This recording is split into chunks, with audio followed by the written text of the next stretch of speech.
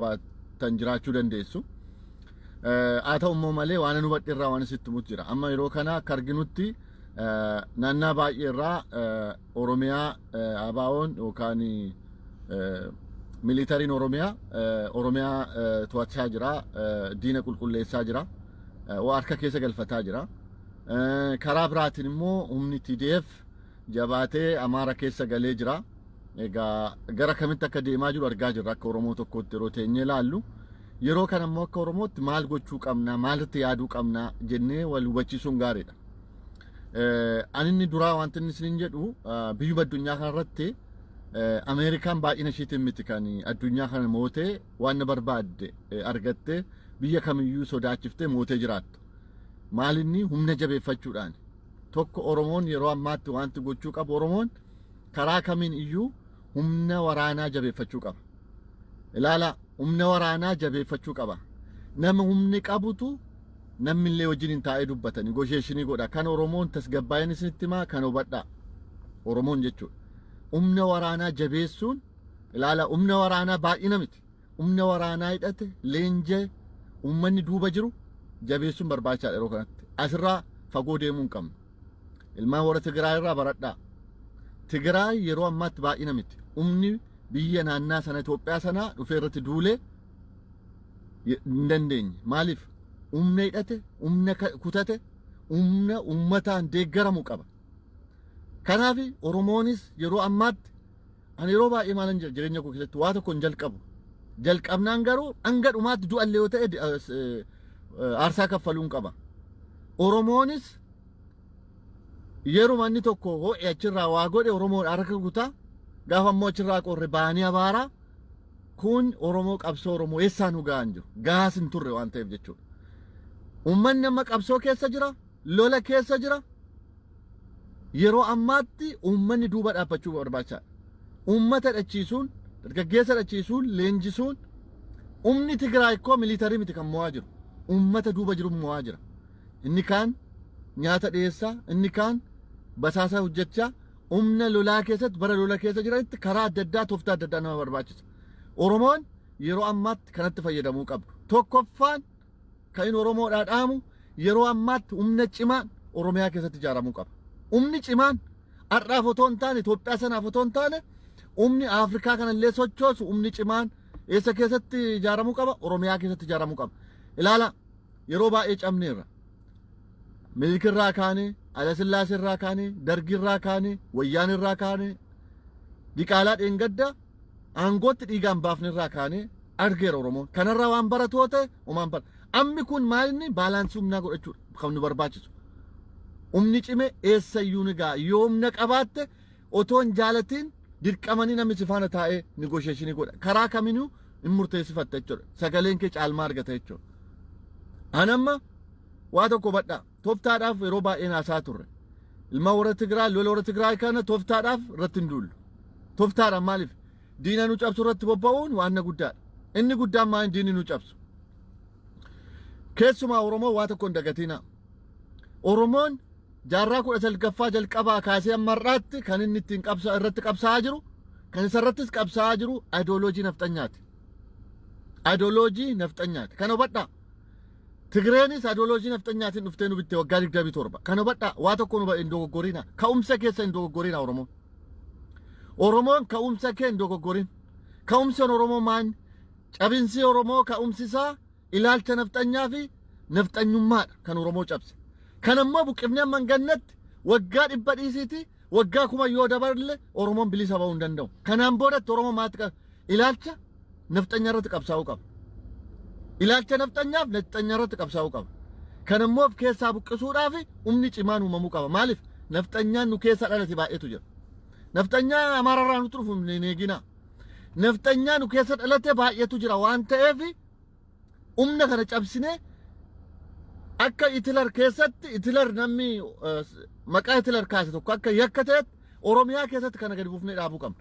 Kanaaf immoo qabsoon Oromoo inni guddaa kana irratti xiyyeeffatu maalinni ilaalcha ideoloojii nafxanyummaa jechuudha. Itoophummaa kan jettu sun otoo Oromoof keessatti hin qabateen. Kana wal qabatee maal ta'uu qaba Oromoon? Waa tokko waan hubachuu qabdan.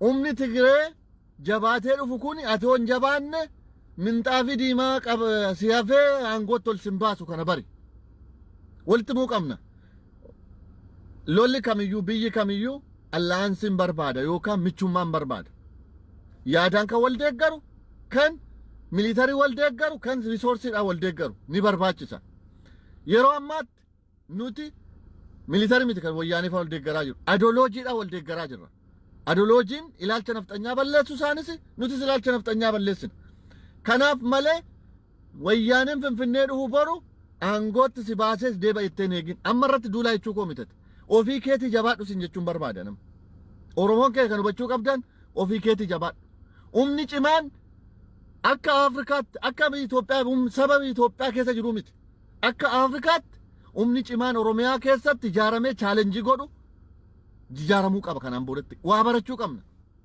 ilaala waa baay'ee badhaa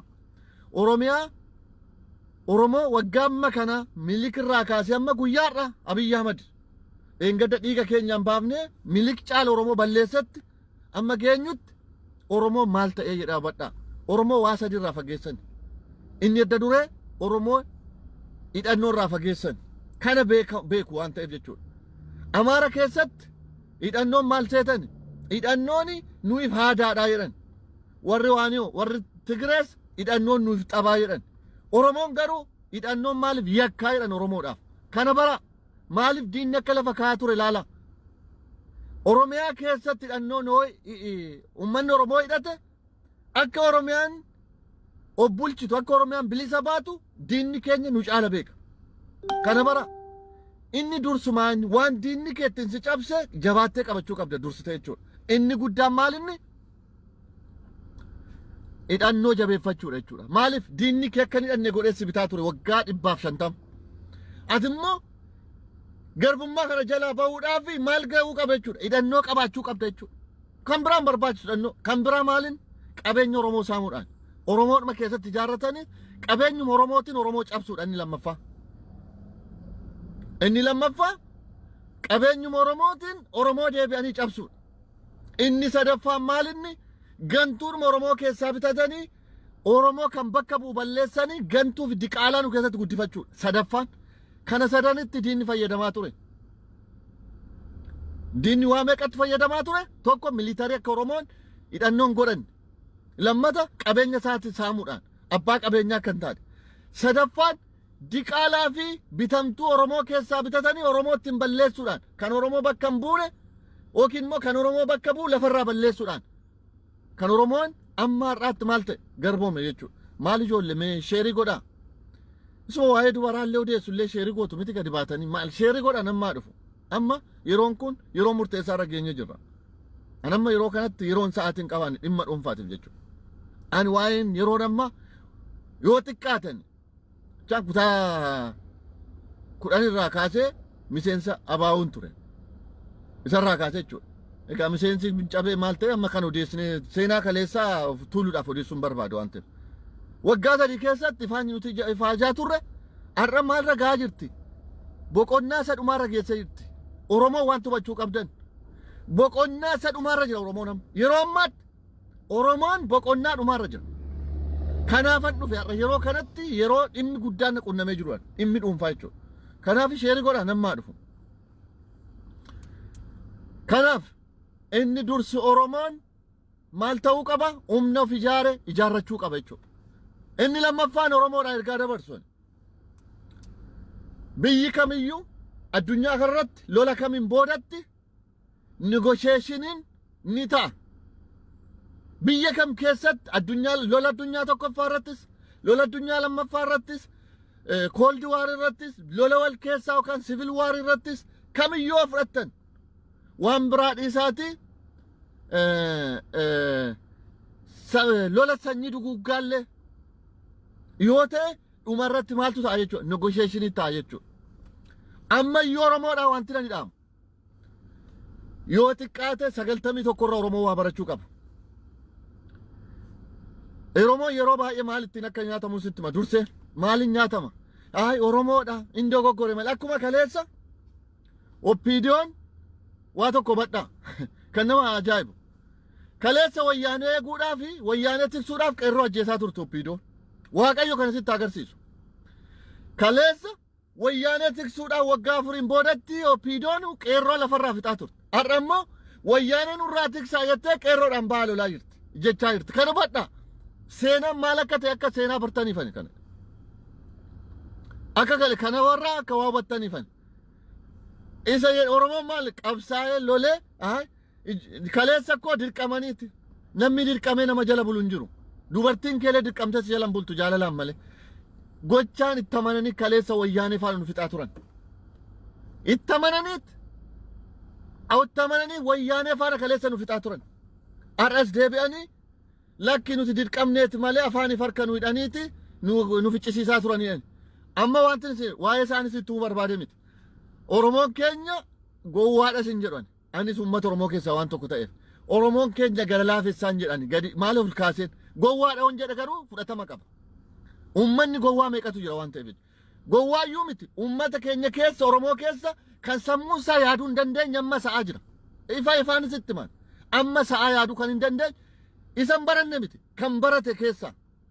Isa barate keessa Oromoo keessa amma sa'aa kan yaaduu hin dandeenye jira. Saani bakka bowwaa tokko arge lammatachi hin deemu gadalii boolla bu'a waan ta'eef. Maal godha Oromoon keenya? Oromoodha maal mayyuu haa ta'u eessayyuu waliin geessinu jettanii waan taatan agartanitti waggaa sadii keessatti. Boru negotiationiin ji'a lamaas haa ta'u waggaa tokko keessattis hin taa'a. Gaafa sana immoo leencoo lataa qabattanii teessu amma ila guyyaa har'aanaa barreeffadhaa. Warra akka leencoo lataa kaleessa nu gurgure kan. Warra akka leencoo baatii amma nu gurguraa jiru kan. Warra har'a galtee kaleessa diyaaspooraa jireenyi tulfaate biyya kana keessa. Kan akka nagaa angaasaa mana dhiqaa turtan dooktara jettu fa'aa kan akkasii fa'aa qabattanii dhuftu bori baatanii Oromoo jettanii. Warra akkasii fa'aa jechuudha. Warra gantuu yeroo meeqa ammame yeroo tokko qabsaa Oromoo warra jettan mee yeroo inni jijjiiramne beektuun jedha ilaala amma taa'etan madaala. Aqwaami seedhan sana warra qaami isaanii toon jijjiirre eenyuun Oromoo keessaan jedha. Yeroo baay'ee nama muraasa namoonni argadhe nama 10 nama 20 waliin arganne. Hundiyyuu dhaaban qabu Oromoo keessatti. Warra har'a ammoo borummoo uffata biraa uffatanii warra dhufaniin negotiationii akka hin seenne. Tokko akkuma kaleessa Oromoon humna dhabee Shaabiyaa fi wayyaanee qabatee Landan deeme negotiationii godhe sana humna dadhabaan akka hin seenne. Kan hubadhaa waan beekurraa sitti himan. Kaleessa Oromoon keenya iddoo sadiitti wal kutteef Keeniyaa fi Sumaalee keessa wal nyaatta Tigree fi Shaabiyaan qawwee dhiisaatii qabeenya iyyuu horachaa turte. Oromoon keenya wal nyaachaa turte aangoo irratti. Booda warri garee leencoo waamamanii eessa deeman? Landan deemanii achi garee leencoo Finfinnee galanii aangoon itti kenname warra kaan ari'an warra kaan booda warra kana dhiigammadaa fa'aa du'an. Maaliif tokko humna dadhabaatiin galan? Akkuma kaleessaana akkuma sana ammas negotiationiin tokko yoo dhufe yookaan waliigalteen tokko yoo dhufe tokko humna dadhabaatiin hin galina. Lammata immoo warra leencoo fa'aa qabatanii hin galina. Warra kana hubadhaadha yeroon kun yeroo murteessaadha Oromoon.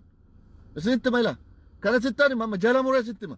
Maaliif nuti qabsoo kanatti deemaa miti kan Finfinneetti deemaa jiru. Oromiyaa dhiigaan ilmaan Oromoo dhiigaan tiksaa jira. Har'a akkoo jaaladhe namni du'a barbaadee caakkaa seenu hin jiru.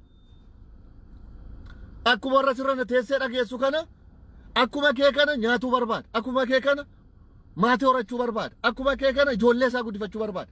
Ijoolleen har'a sibiila baattee caakkaa keessaa dhumaa jirtu. Isaan kun isinitti dhaga'ama.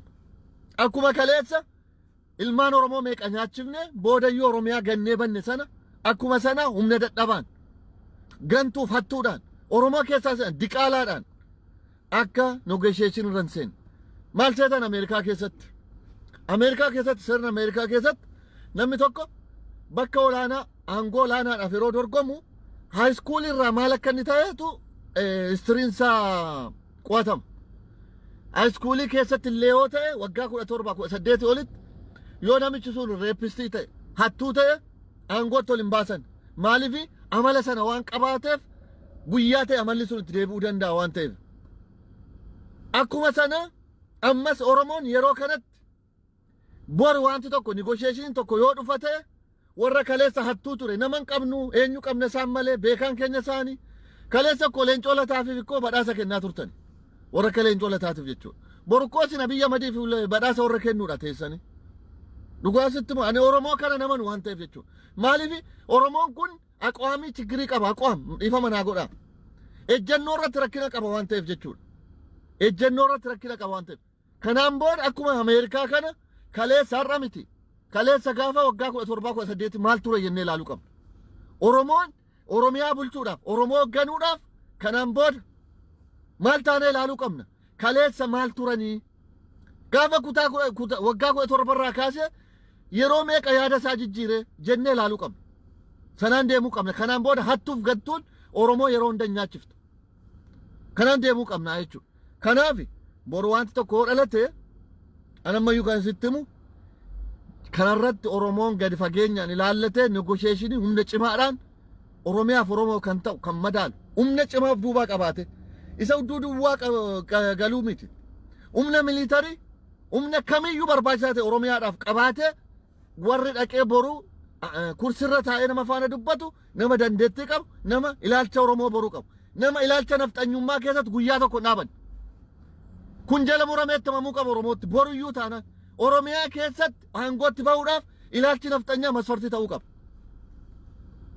ilaalcha nafxanyaa kan qabu yoomayyuu Oromoodhaaf firan ta'u kana bara qee nafxanyaa kan dhaabate ilaalcha nafxanyaa kan qabu kamiyyoo ta'e Oromiyaa keessatti fudhataman kan qabaanne goone kana ta'uu qaba kanan jabaannee maal ta'uu qabna har'aa kaamnetti yaaduu qabna jechuudha kana gochuuf akkamitti deemuu qabna taa'anii odeessuun miti taa'anii odeessuun akkuma koo kana networkii firii argatanii odeessuudhaan Oromoon ikkoo maal ta'e seetan Oromoo keessa kan baay'een isaa jechuudha baay'een isaa qophaa'aa nyaatu kan barbaadutu jira qophaa'aa nyaachuu beektu gaafa namni hojjetu hin gargaaru gaafa namni du'u hin gargaaru gaafa aangoon dhufe isatu beekaadha suufiiffatee dhufe warra du'e koo quban qabu warra koo as keessaa bargarii nyaattutu warra Daawid Ibsaa baara kan nama dhibu keessa warra akkasiitu jira waan ta'eef jechuudha warra bargarii nyaachaa turteetu Ameerikaa keessatti yookaan Awurooppaa keessatti galtee warra bosona jiru abaara warra akkasii kanatu jira Oromoo keessatti jechuudha maaliif warra qophaa'aa nyaatu baay'atu Oromoo keessa waan ta'eef kan akkasii boru waan akkasirraa akka of eeggannu kana gochuun maaltu nu barbaachisaa Oromoodhaaf maaltu barbaachisa Oromoodhaaf kan barbaachisu har'umaa kaaftee qabsaa'uun yookaan qabsoo dhiisi asitti meeraan ijaa waggaa 2 moo 3 booda yookiin Oromoon qabsoo dhiisi yookiin qabsaa'i maaliif seetanii sirbaa ka'anii mormaaf sodaataniidha Oromoon sirbaa kaatee jechuudha yookaan sirba dhiisi malee dagaatee mormina dhukkubaa jechuun qabdote yookiin qabsoo keessaa ba'i yookiin itti citii qabsaan aakshiniin barbaachisaadha qabsoo asumarra taa'anii isuma nama ta'eef gaafa Oromoon tokko naannaa wayii waa godhe harka rukutaa gaafa immoo inni waa ta'e dibbee dhagaarratti darbachaa miti kan ta'uu qabu har'uma waan na gootu godhi Tigraay irraa waa baradhu har'uma waan gootu godhi qabsoon immoo mana teessee diriimiidhaan si dhufu hin jiru bilisummaan abjuudhaan qeekee dhufu hin jiru bilisummaan dhiigatti kaffalan ilmaan Tigraay irraa waa baradhaa maal akka nama godhu otoo hadhoofneetti hojjenne nutu eenyuyyuu caal nama du'atti dhabnee miti nuti waa tokko wanta Oromoon hubachuu qabdan Oromoon qabsaa dhabee miti Oromoon hoogganaadha Oromoon jaarraa yoo xiqqaate jaarraa tokkoof walqixxee keessatti kan Oromoo nyaachise hoogganaadha malee qabsaa dhabnee miti Oromoon ikkoo mee nama lapheedhaan Oromoo caalutu jira nuti ikkoo Oromiyaa dhiisiti biyyittii Itoophiyaa jettu kanaallee maqaa Oromootiin waamamaa jirti mee goota Itoophiyaan faarfattu keessaa namni Oromoon taane jira nuti ikkoo nafxanyaan illee har'a faarfattu Itoophiyaan faarfattu nutu maqaatti godhe garuu Oromoon yeroo hundayyuu qabsaa yookaan goota dhabee otoo hin taane hoogganaan nyaachisa kana bara hoogganoonni keenya Oromoo sammuun ishee rakkina qabdi barattus barattuu baattus tokkuma Oromoo keenya keessatti yeroo hunda gaafa Oromootti dhuftu Oromoo fakkaatti gaafa immoo diina yookaan immoo saba biraa bira deemtu ijji ishee mala'a ija malaati jechuudha Oromoo keessa warra ija mala'u qabannee isa ga'uu hin dandeenyu isittan himan namni lola dhaqe tokko duudhaaf gaafa manaa ba'e murteeffata mana lola keessa dhaabattee du'a lubbuu keetiif horta'oo ta'e jalqaba lola deemuun qabdu turte jechuudha Oromoon afin qabsoomna yoo ta'e amma du'aatti deemuu qabna malee isa du'e tokkoof boru ati suufiffattee yookaan doktara profeesara waan taateef boru deemuu hin qabdu. Profeesara kee biddeenti nyaachuuf.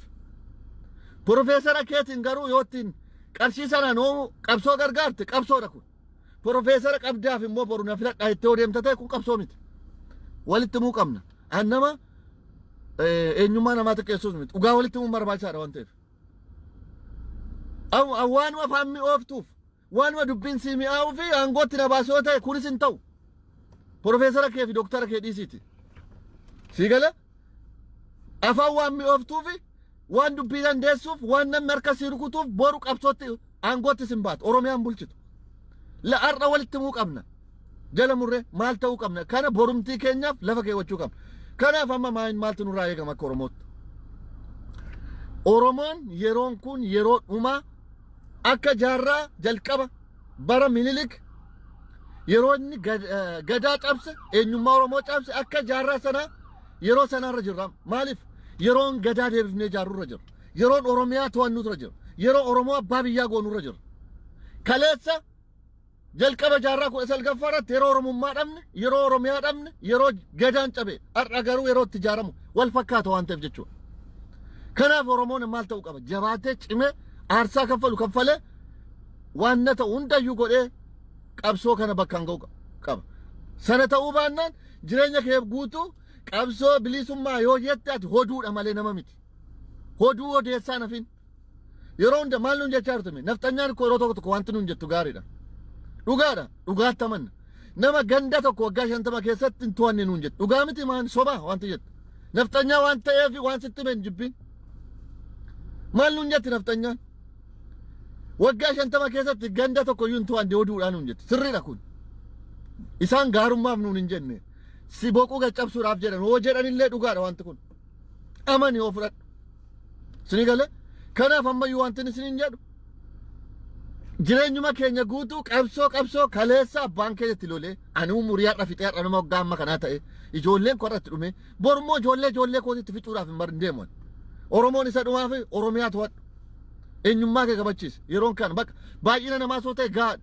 Oromoo barsiisu namarra waa'ee Oromiyaa fi Oromoo wallaal hin jiru. Miidiyaa irra warri jirtus nama sabbakuudhaan deemin siyaasni gaadha amma kanaan boodatti.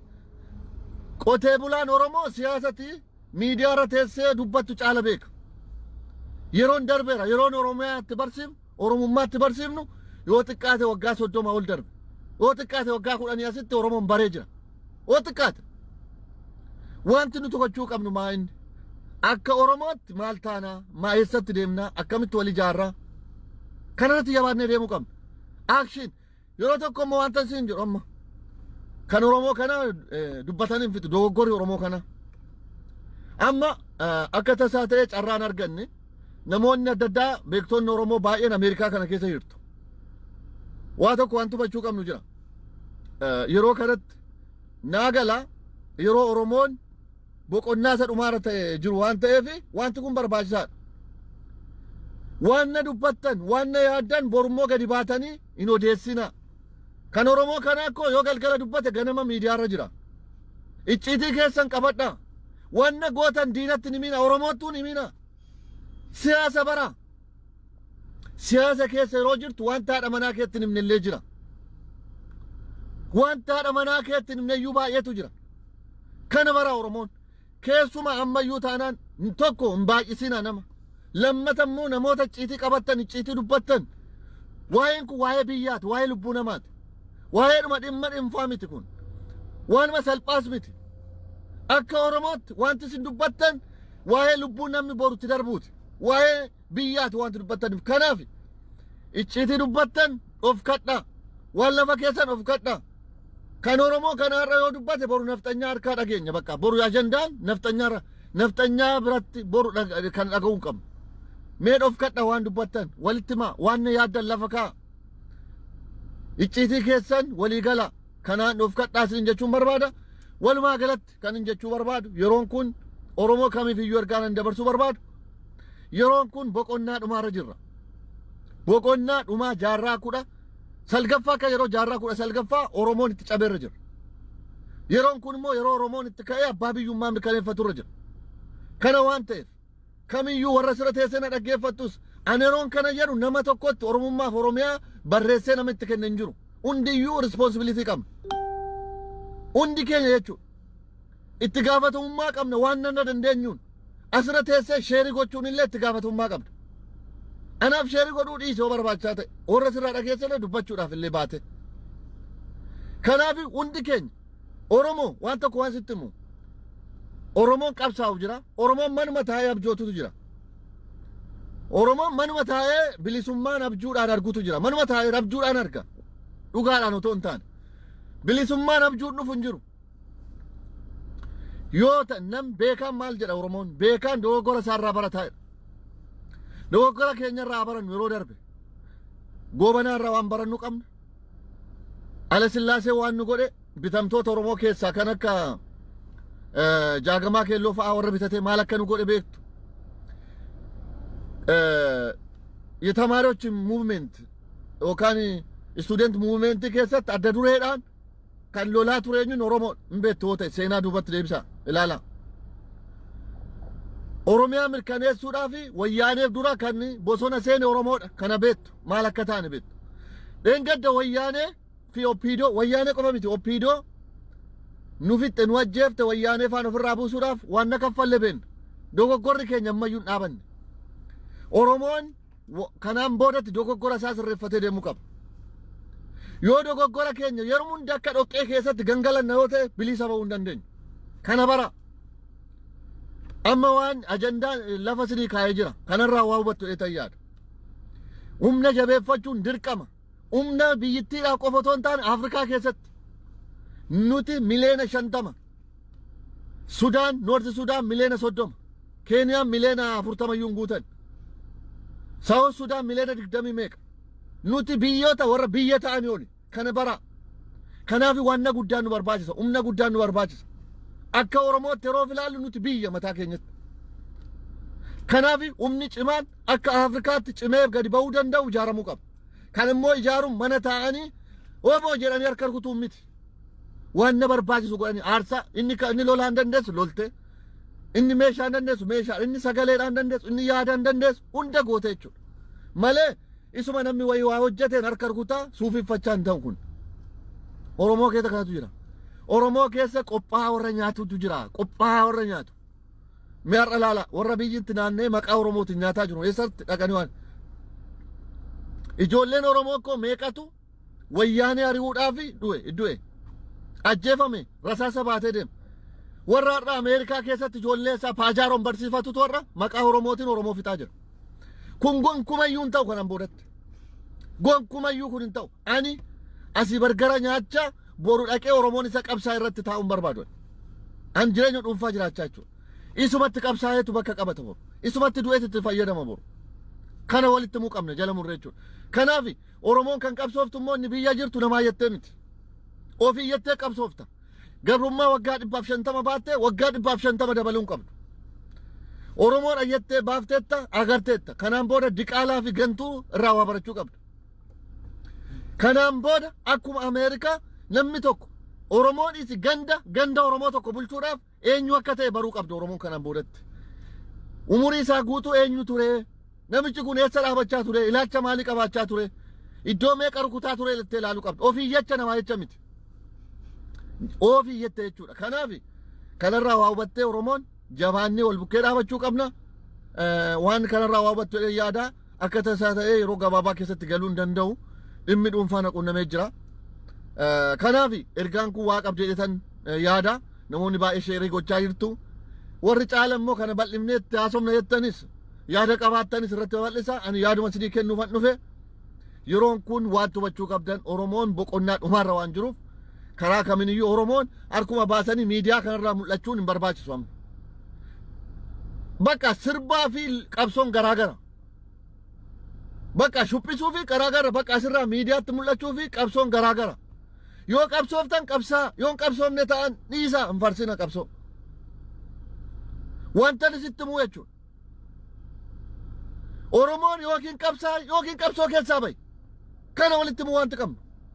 Inni qabsaa'e tokkoof namni ta'e wayii qabsaa'ee bilisa akkasii baasu hin barbaadin. akkuma ilmoon namaa du'u kan keessa akka du'e dhaqee qabsaa'ee du'ee mo'atu barbaada. Ani akkasan jedha nam. Yeroo na barbaachisetti ofii du'uun barbaadan. Yeroo barbaachisaa ta'etti yeroo baay'ee maal yaada seetan. Du'uunan du'an sodaadhu. Garuu du'ee waan nan du'eef sana bakkaan hin ga'anii jedheen shakkii qaban. Wanti Oromoon na hubachuu qaba. Ani dhugaa sittima sa'a kanatti Oromoodhaa du'uun barbaadan. Caaltu yaada kennan deebisa. Yeroo kanatti ani Oromoodhaa du'uun barbaada. Garuu Oromoodhaa du'ee waan nan du'eef kana bakkaan hin ga'anii jechaa jira. Maal irratti han bare? Abaa'oo ani ijoolleedha amma kana bilchina hin qabaanne. Garuu waggaa 3 keessatti waa baay'een bare. Waggaa 3 kana keessatti barumsa guddaan argadhe. Barumsi argadhe maalin? Kaleessa baay'iloli daandii cufi ajjeesi du'i otoo jedhanuu warri kaleessa akkas jedhaniin har'a qeerroo ajjeesu deebi'anii. Kaleessa Oromiyaa yoo xiqqaate Oromiyaa abbaa biyyaa goona jedhanii har'a Itoophiyaa kaleessa Oromoo irratti ijaaramte ijaarra jedhan.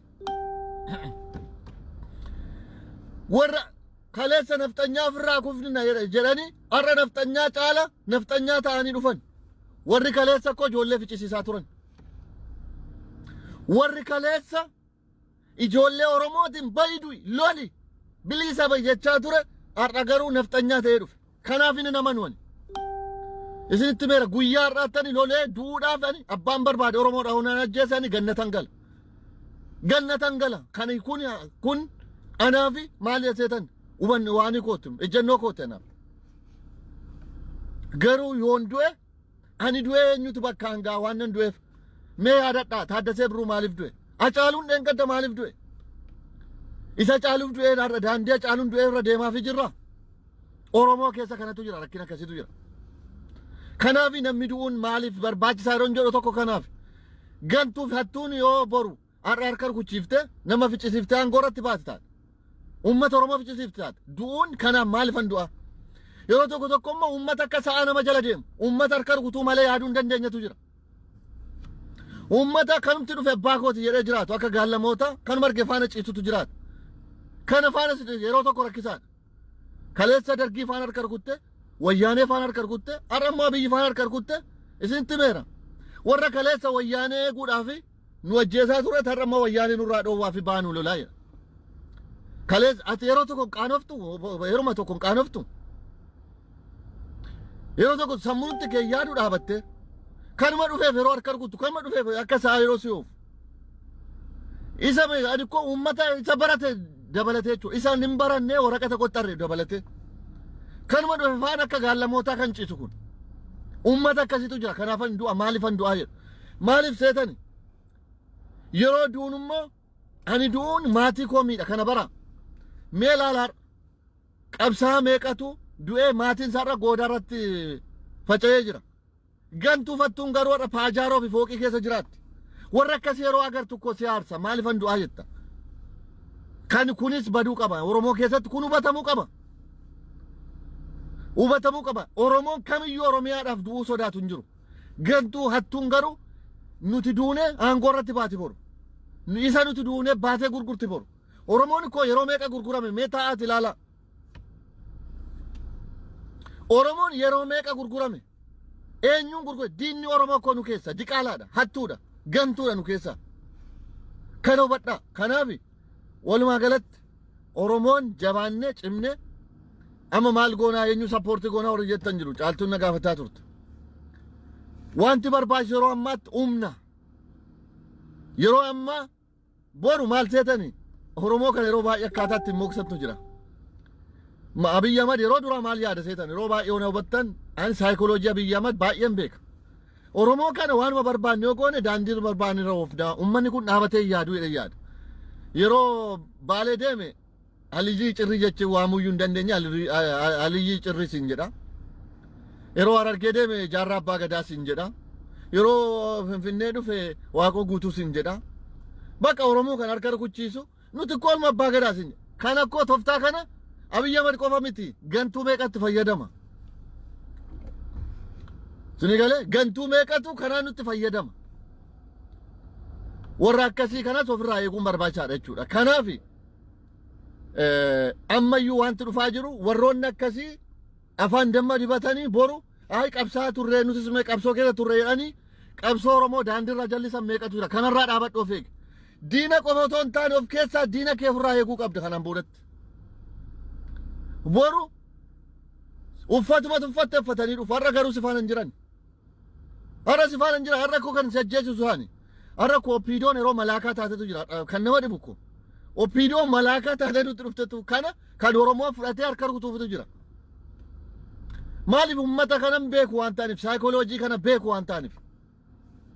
Kana keessa akkamitti baanaa jedhaa yaadaa dhaabatanii yaaduudhaan ejjennoo godhachuudhaan akkuma namaa yaaduu danda'uudhaan sammuu keessa mee hojjechiisa. Sammuun biyya mad qabuun qaba jedhi yaadi namni tokko. Sammuun ikkoo nama gantuu fa'aa akkoo nama maa keessa hin jirrettu tafa barakkoo angaasaa fa'aa nutti taphata.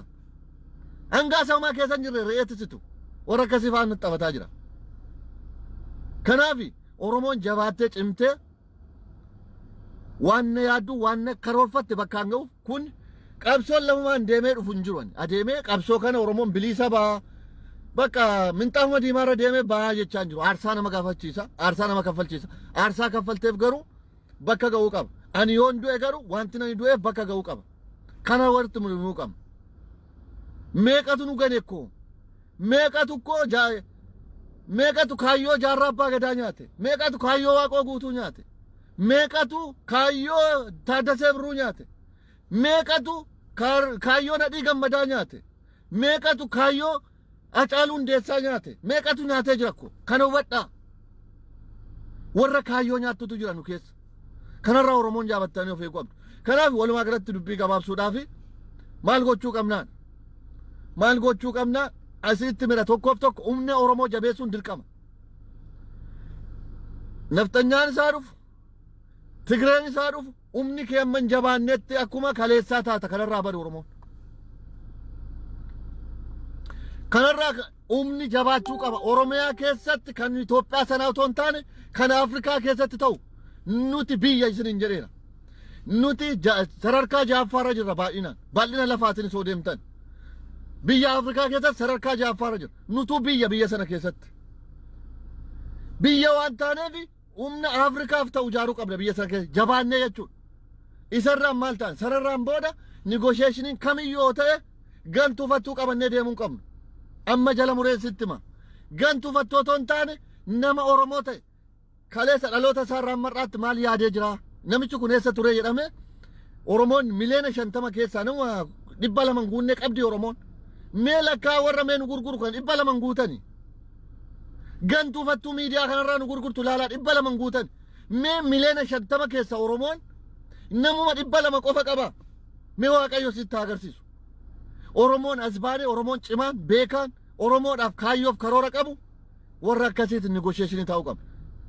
Leencoo lataa qarraa yeroo meeqa leencoo lataa si gurgureedha. Wayyaanetti si gurguree baay Landan deeme. Achi Biraanuu Naggaa afaan nafxanyaa si gurguraa deem. Leencoo lataa yeroo hin jedhu leencoo lataa qofa miti. Fakkaattota isaan jechaa jira. Fakkaattota isaa meeqatu jira kan akka leencoo lataa. Achi deebi'ee biyya maditti si gurgure amma immoo deebi'ee boru leencoo lataa uffata biraatiin sitti dhufa. Warra akkasii qabattee deemtoo taate yoomayyuu naman taatota. Yeruma hunda namoo tokko jala deemaaf ta'a Oromoon.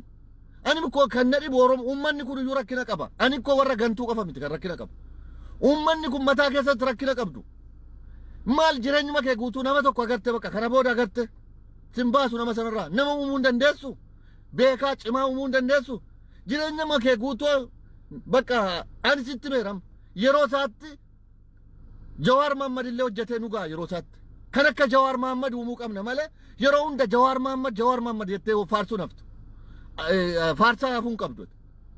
Oromoon kan yaaduu qabdan nuti Jawaar Mahammad jennee faarsuu qofa otoo hin taane kan akka Jawaar Mahammad uumuu qabna nuti. Kan akkasii jabaannee of keessatti qabaachuu qabna.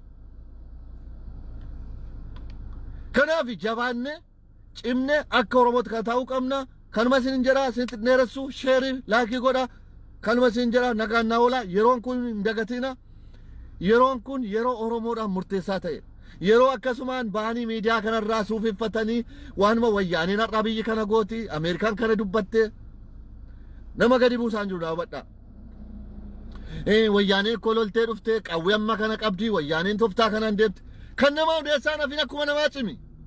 wayyaaneen minxaafiyaa diimaadhaan Oromiyaa sittin kennitu boru kana bari jabaadhuti wayyaaneen minxaafii diimaa haftee baru Oromiyaa sittin kennitu Oromoon ofii keetti jabaachuu qabda agartee ta'an isa dhiisaati naftanyaaf diqaalaan kaleessa guddifnellee nu nyaate deebi'e wayyaaneen boru loltee dhufte lakkii Oromoo kana bilisa baasuu dhufnee jettee Oromiyaa dabarsee sittin kennitu kana bari akka Oromootti yaa toftaadhaaf namni sitti fayyadamuu danda'a mee waa tokko dhaabadhaa laala ilaallataa nyaadhu jedhe maal seete ilaallataa nyaadhu jedhe ilaallachaa deema wayyaaneen har'a toftaa sitti fayyadamuu dandeessi kan yeroon jedhu wayyaanitti duulaa jechuun mumti toftaa fayyadameetis akkuma namaa yaadi akkuma namaa of ijaare malee boru wayyaaneen Abiyyi Ahmad fa'aa riiteeti Oromiyaa bilisa goote Oromootti kennitee deemti maal ishii waaqa kana yaadiin kana yoo yaadate sammuun kee yaadu ati ofii ta'e wayyaanee caala cimuu qabdate eenyuyyuu faayidaadhaaf deema yoo nuu tole wal faana jechuudha yoo nuu tole waliin deemne wal gargaarree yaadaan ta'uu baannaan jabaatee dhaabachuudha waan 91 Oromoon ta'e yaadadhaa gareen leencoo mallas jalagale galeen biraa isaan faana addaan ba'e umni militarii iddoo meeqatti addaan cite kana caala maal godhan umna militarii battan isa kana ajjeesan Oromoon maal taate bu'aafte jechuudha isuma sitti deemaa jira ammas Oromoon keenya waan kaleessa irraa waa baradhu kaleessa ko wayyaaneen ko Tigraay bilisa baafne itti galte maal irraa fuute Oromiyaa irraa ammas immoo deebite borus kan biraa sitti dhufuu danda'a naftanyaa awwaalamte waggaa 3 keessatti waan nu goote badha kanuma dhufee si fuudha Oromoon namumaan fuudhamuudhaaf qophaa'in kanuma dhufeen fuudhamuudha akka gaallamoota atis nama fuudhuudhaaf qophaa'e atis fuudhuudhaaf jabaachuudhaaf qophaa'e ammumaa kaasiti kanan siin jedha jabaadha kun jajjabina sinii taa'ee tayyaadha namoonni baay'ee sheerii gootanittu sheerii godha wanti kun waan ijoo qabduudha sheerii godha miidiyaa kanarraa warri baatanii mee waa'ee keessa irratti fookasii godha akkamitti Oromoo jaarra Oromoon maal gochuu qaba eessa ga'ee jira akkamitti mo'ata harka lafa jalaan hoo asirratti illee dubbii dadhabdan malee siruma wayyaanee mo'aa jirtu wayyaanee irratti odeessitee odeessuu baattas ni mooti waan namootuuf qabdi waan ta'eef kaayyoof lolte waan ta'eef kaayyoon sun Oromoo laallata Oromoon ilaallatu taa'iti yaada sigale malee waa'ee namaa qofan odeessina waa'ee keessan irratti taa'ati ilaala dhawadhaa ijaara ani umni kamiyyoo dhufe faayidaa irratti dhufa Oromiyaa irratti Itoophiyaan jedhamtu kun Oromiyaa irratti ijaaramti Oromoon wanti isin hin daganne mee naftanyoonni waan jechaa turan Tigraay yaacittuu jedhu Oromiyaan garuu guyyaa tokko yaacittuu hin jedhan maaliif faayidaa isaaniitiif Oromiyaa irratti Tigraay maal jechaa jiru biyya taanaa jedhaa jiru bor waan jedhan beektaati toftaadha doonsiin jedhanu ati akkuma waan lifisfisii taatee yoo deemte boru toftaan yoo sitti deemanoo maal gootate ija tokkoon ilaalaa deemi akka namaatti yaadaa deemi ciisiti yaadi